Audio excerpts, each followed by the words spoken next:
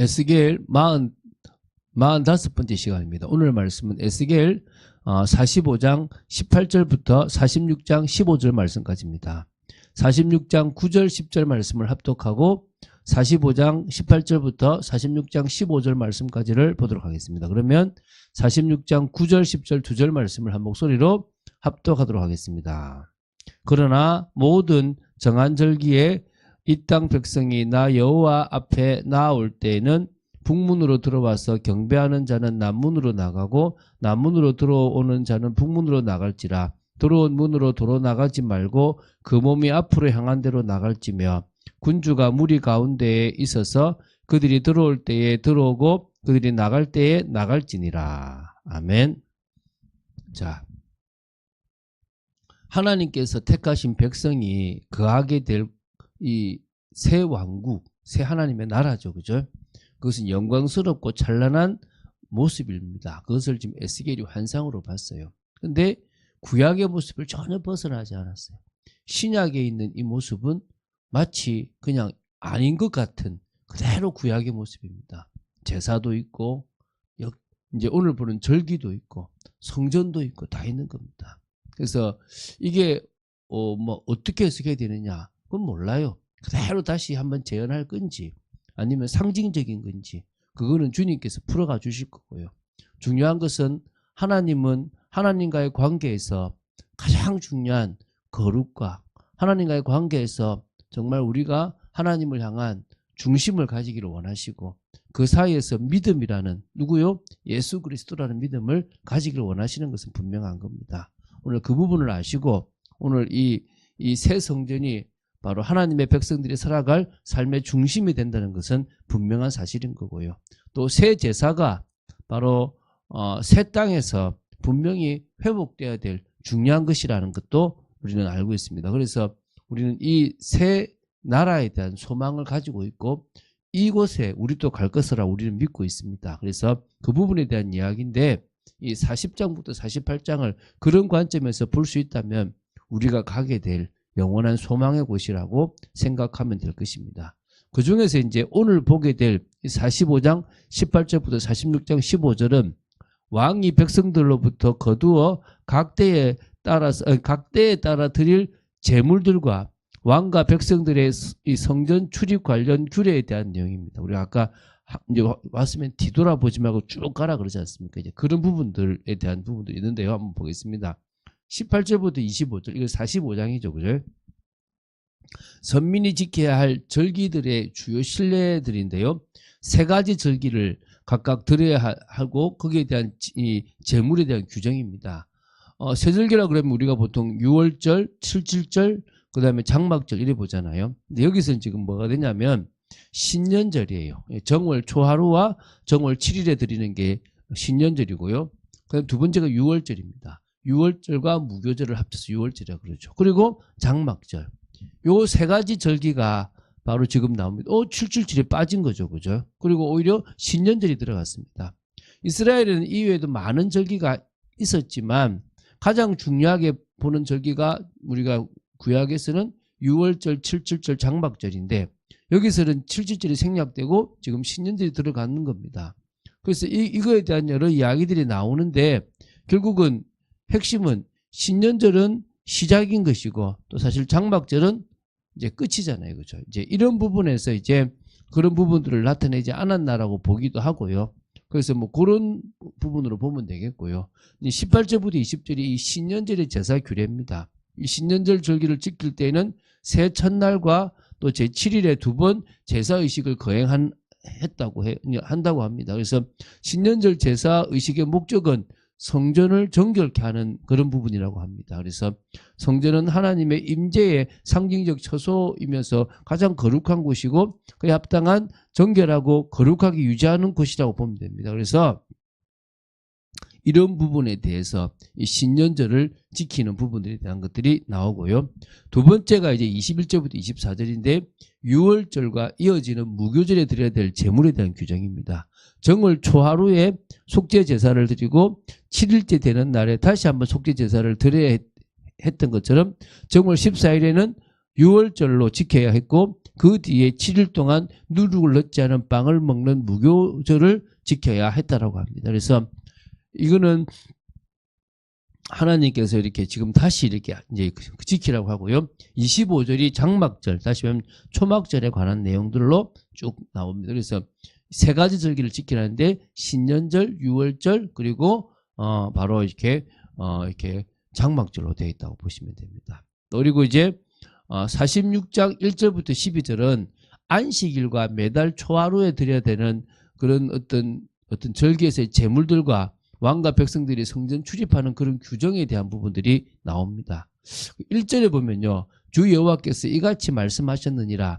안뜰 동쪽을 향한 문은 일하는 여세 동안에는 닫되 안식일에는 열며 초하루에는 열고 막 이렇게 나와요. 그래서 안뜰 동쪽을 향한 문은 이제 이렇게 열고 닫으라 그러지 않습니까? 그렇죠? 그래서 이것은 성소와 마주하는 곳에 있는 그것이 그 문이라고 그러고요. 안식일과 초하루는 하나님께 대한 공식적인 제사를 드리는 날로서 이렇게 이제 한번 열게 되고요. 그래서 안식일과 초하루에 동문을 활짝 연 것은 하나님의 백성들이 하나님께 대한 공적 예배를 귀하게 여기고 그에 대하여 열심을 내야 한다, 이런 의미가 있는 거고요. 일하는 여세 동안에는 다친다, 이 개념은 하나님께 대한 공적인 예배가 없는 나머지 날들에는 자기들에게 주어진 일을 귀하게 여기고 열심을 다하라, 이런 의미들이 있다고 봐요. 또 이제 2절은요.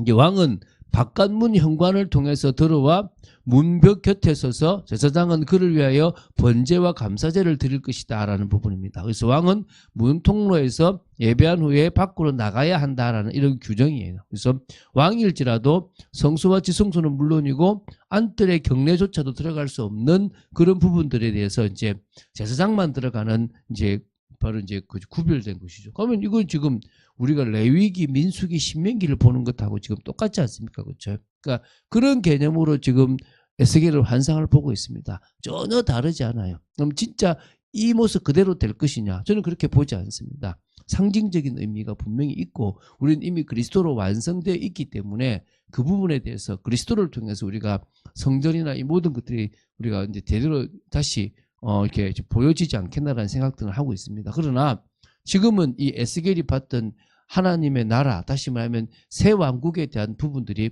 이렇게 이제 다 나와 있다라고 보시면 됩니다. 또 안식일과 초하루에 드리는 예배에 대한 내용들이 이 3절부터 8절까지에 대한 내용이라고 보시면 됩니다. 4절에서 5절이 이스라엘 백성들이 하나님께 드려야 할 제물에 대한 말씀들인데요. 흠없는 어린 양 6마리와 흠없는 순양 1마리를 번제로 드리고 그와 함께 소제를 드리라, 이 말이 나오고요. 5절에는 순양 1마리에는 한 에바의 밀가루로 드리는, 다시 말하면 소제에 대한 부분들이 나온다고 보시면 됩니다. 6절 7절에는 초하루 제사 곧 월삭이라 그러거든요. 지금도 어떤 부분은요, 월삭 헌금과 월삭 예배가 있는 데도 있습니다. 이게 지금 초하루에 이제 매월 초하루쯤 첫째 날에 드리는 거거든요. 이 날을 지키는 것은 한 달 전체를 하나님께 바친다는 의미로 지금도 그렇게 하는 교회가 있기도 합니다. 그런 의미가 있는 거죠. 되게 이제 복잡하죠, 그죠? 자, 이제 9절부터 12절입니다. 절기의 백성들이 성전을 출입할 때 지켜야 할 규례와 또 드려야 될 제물에 대한 겁니다. 그래서 이제 9절이 이제 성전을 출입할 때 들어온 대로 나가지 말고 뒤돌아가고 앞으로 쭉 나가라, 이제 이런 개념이 있다라고 보시면 됩니다. 그리고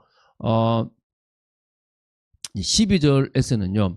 만일 군주가 자원하여 번제를 준비하거나 혹은 자원하여 감사제를 준비하여 나 여호와께 드릴 때에는 그를 위하여 동문을 향한 문을 열고 그가 번제와 감사제를 안식일에 드림같이 드리고 밖으로 나갈지면 나간 후에 문을 닫아라, 이런 이야기가 있습니다. 그래서 이런 부분에서도 어떤 절차와 이런 모든 부분들에 대해서 하나님의 원칙대로 하기를 원하시는 부분들이 있고요.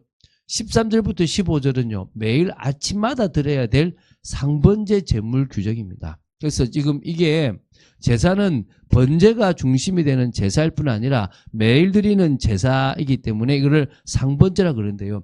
모세는 이것을 아침과 저녁으로 드리도록 했어요. 그런데 지금 여기서는 아침에만 드리는 걸로 나오는데 아침에만 드리는 건지 아니면 아침에 대한 이야기만 나온 건지 사실은 잘 모른다고 합니다. 근데 어쨌든 그렇게 지금 또 규정이 이 상번제라고 아침까지 우리가 어떻게 됩니까? 매일 주님 앞에 기도로 시작하고 기도로 마치는 정시기도가 여기도 분명히 있다라고 보시면 되겠죠.